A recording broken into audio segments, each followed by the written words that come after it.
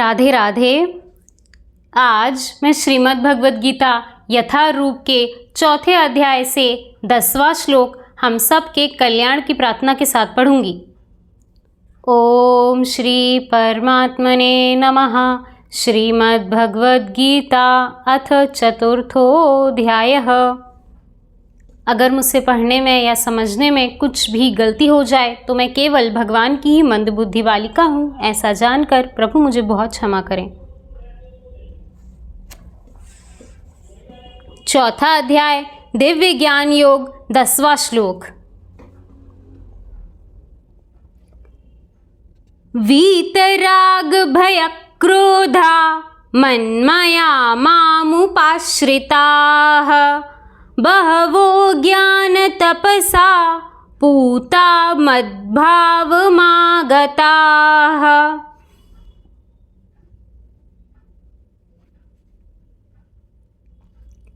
आसक्ति, भय तथा क्रोध से मुक्त होकर मुझमें पूर्णतः तन्मय होकर और मेरी शरण में आकर बहुत से व्यक्ति भूतकाल में मेरे ज्ञान से पवित्र हो चुके हैं। इस प्रकार से उन सबों ने मेरे प्रति दिव्य प्रेम को प्राप्त किया है।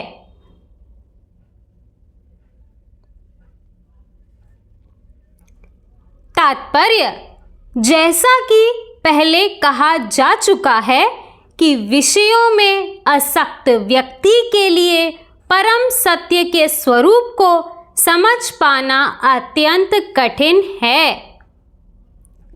सामान्यतः जो लोग देहात्म बुद्धि में आसक्त होते हैं वे भौतिकवाद में इतने लीन रहते हैं कि उनके लिए यह समझ पाना असंभव सा है कि परमात्मा व्यक्ति भी हो सकता है।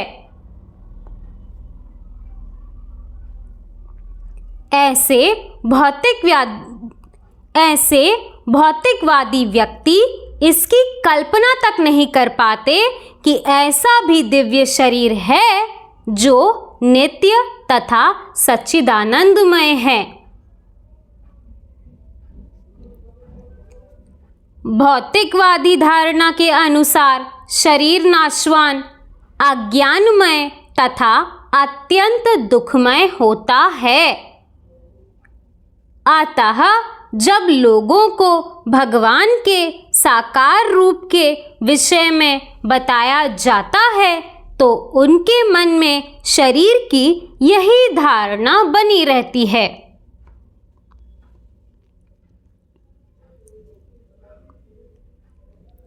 ऐसे भौतिकवादी पुरुषों के लिए विराट भौतिक जगत का स्वरूप ही परम तत्व है।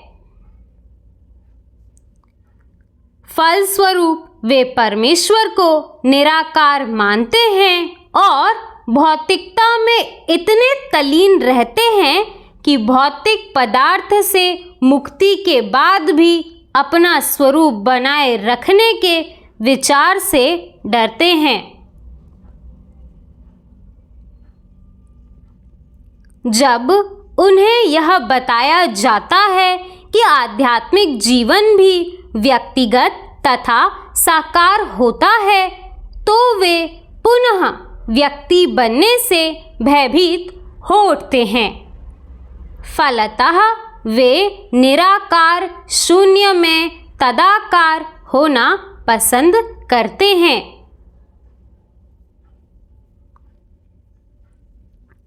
सामान्यतः वे जीवों की तुलना समुद्र के बुलबुलों से करते हैं जो टूटने पर समुद्र में ही लीन हो जाता है।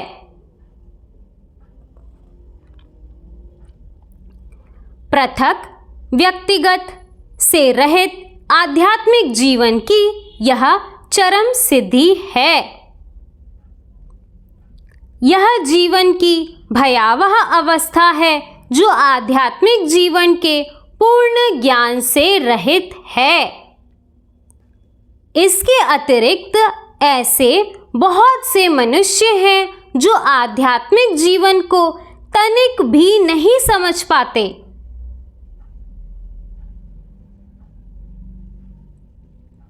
अनेक वादों तथा दार्शनिक चिंतनों की विधि विसंगतियों से परेशान होकर वे ऊब उठते हैं या क्रुद्ध हो जाते हैं और मूर्खतावश यह निष्कर्ष निकालते हैं कि परम कारण जैसा कुछ नहीं है।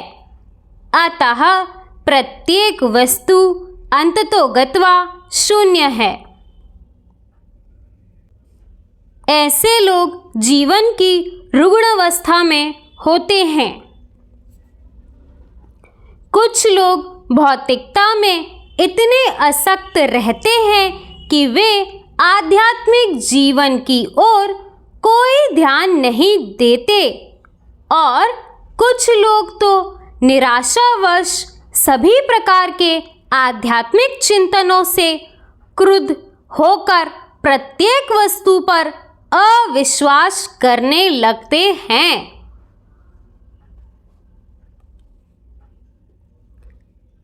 इस अंतिम कोटि के लोग किसी न किसी मादक वस्तु का सहारा लेते हैं और उनके मति विभ्रम को कभी-कभी आध्यात्मिक दृष्टि मान लिया जाता है। मनुष्य को भौतिक जगत के प्रति आसक्ति की तीनों अवस्थाओं से छुटकारा पाना होता है। ये हैं आध्यात्मिक जीवन की उपेक्षा, आध्यात्मिक साकार रूप का भय तथा जीवन की हताशा से उत्पन्न शून्यवाद की कल्पना। जीवन की इन तीनों अवस्थाओं से छुटकारा पाने के लिए प्रामाणिक गुरु के निर्देशन में भगवान की शरण ग्रहण करना और भक्तिमय जीवन के नियम तथा विधि विधानों का पालन करना आवश्यक है।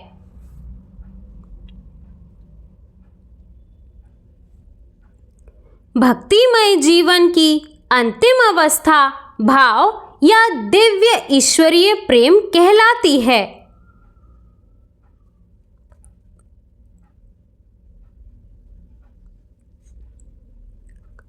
भक्ति रसामृत सिंधु के अनुसार भक्ति का विज्ञान इस प्रकार है।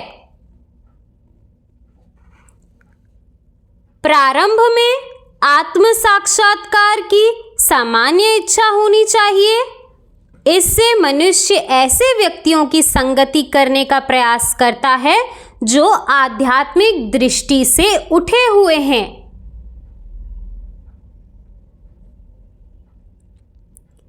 अगली अवस्था में गुरु से दक्षित होकर नवदक्षित भक्त उनके आदेशानुसार भक्ति योग प्रारंभ करता है।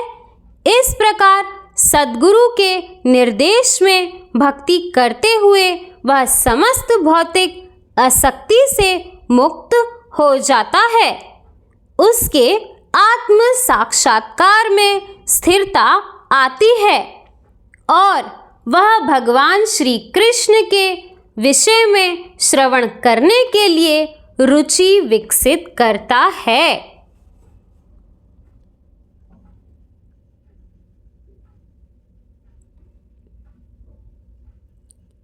इस रुचि से आगे चल के कृष्ण भावनामृत में आसक्ति उत्पन्न होती है, जो भाव में अथवा भगवत प्रेम के प्रथम सोपान में परिपक्व होती है।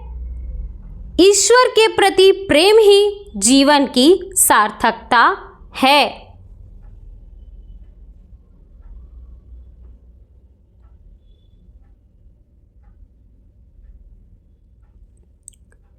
प्रेम अवस्था में भक्त भगवान की दिव्य प्रेमा भक्ति में निरंतर लीन रहता है।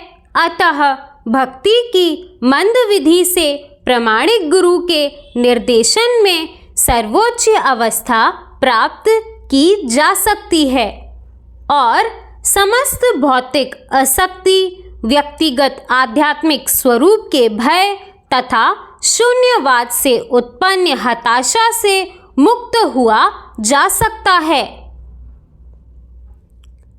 तभी मनुष्य को अंत में भगवान के धाम की प्राप्ति हो सकती है।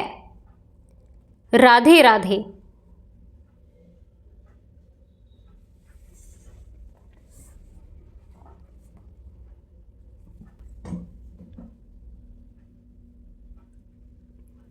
दोस्तों, इस श्लोक में भगवान कहते हैं कि आसक्ति, भय और क्रोध से रहित होकर जो पूर्णतः मुझ में तन्मय होता है वह मेरी प्रेमा भक्ति को प्राप्त करता है।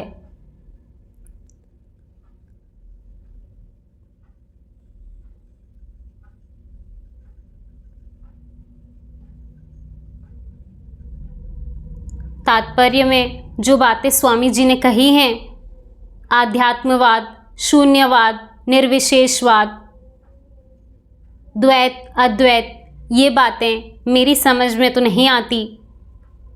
मुझे बस एक ही लाइन समझ में आई और वो थी कि ईश्वर के प्रति प्रेम ही हमारे जीवन की सार्थकता है।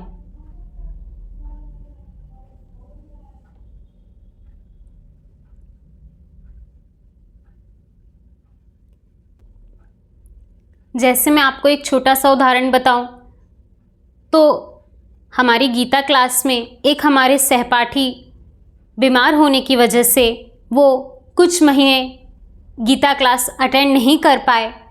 जब वो वापस आए तो उन्होंने कहा कि हॉस्पिटल में एडमिट होने की वजह से मेरी कुछ गीता क्लासेस छूट गई हैं, आप मुझे दोबारा ऐड कर लीजिए, मुझे दोबारा शुरू से गीता पढ़नी है।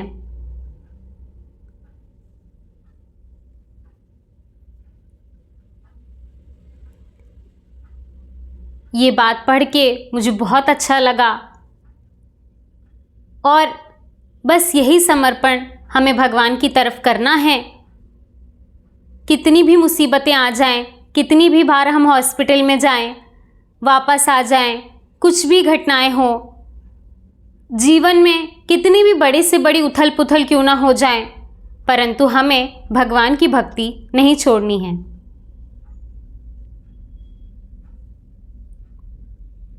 हमारे महाराज जी कहते हैं कि बिल्कुल ऐसे ही भगवान के पीछे पड़ना है और भगवान के गले पड़ जाओ।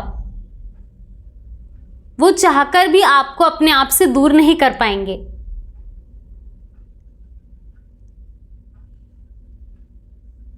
हमें भगवान के ऐसे ही गले पड़ना है और कहना है कि आपको तो उद्धार करना ही पड़ेगा।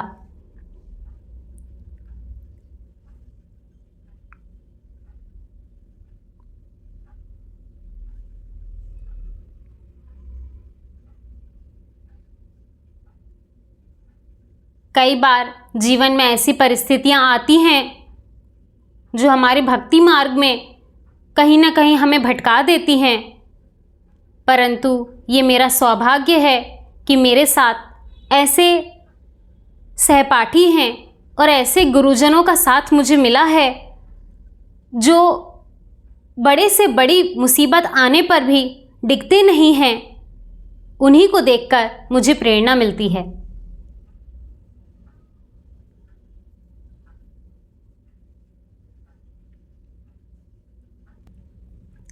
जब तक ऐसे महान संतों का साथ हमारे साथ है, हम अपने पद से डिग ही नहीं सकते।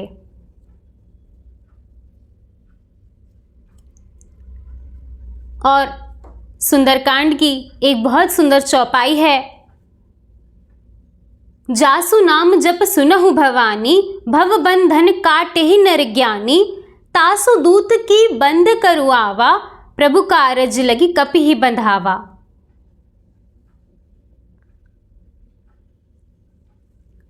सुंदरकांड की इस चौपाई में हमारे महादेव कहते हैं कि हे भवानी, जिनका नाम जपने मात्र से ज्ञानी पुरुष इस भव बंधन को काट लेते हैं, उनके दूत को भला कोई कैसे बांध सकता है?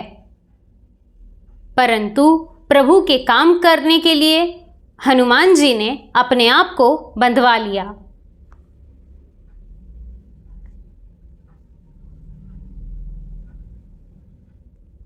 इससे हमें यही सीख मिलती है कि अपने प्रभु के प्रति समर्पण हो तो हनुमान जी महाराज जैसा हो।